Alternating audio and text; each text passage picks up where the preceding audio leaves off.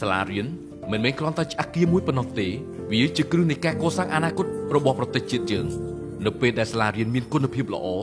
អនាគតរបស់កូនយើងក៏នឹងភ្លឺស្វាងដូចគ្នាសាលារៀនល្អគឺជាកន្លែងដែលសិស្សានុសិស្សមិនត្រឹមតែរៀនមេរៀនជីវិតក្នុងសៀវភៅប៉ុណ្ណោះទេប៉ុន្តែថែមទាំងរៀនពីជំនាញជីវិតជំនាញគិតនិងការរស់នៅជាមួយគ្នាក្នុងសង្គមសាលារៀនល្អគឺត្រូវការគ្រូល្អ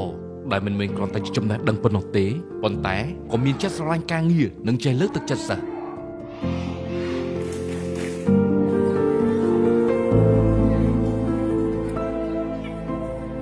ការចូលរួមពីឪពុកម្ដាយនិងសហគមន៍ក៏ជាផ្នែកមួយដ៏សំខាន់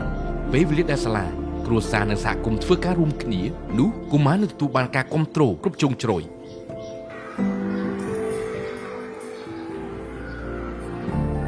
សាលារៀនល្អមិនមែនជាការទទួលខុសត្រូវរបស់គ្រូឬរដ្ឋាភិបាលតែម្នាក់ឯងនោះទេវាជាការទទួលខុសត្រូវរួមរបស់យើងទាំងអស់គ្នា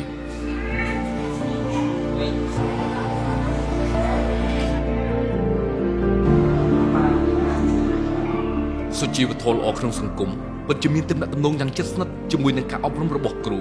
និងការដឹងគុណ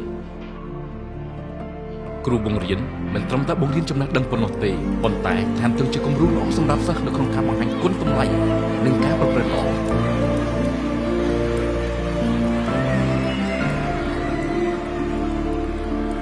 អនាគតល្អក៏ចេញពីសាលារៀនល្អនិងចិត្តដែលមិនបោះបង់ការឈប់រៀនចូលរៀនដើម្បីអភិវឌ្ឍនិងអភិវឌ្ឍដើម្បីចែករំលែក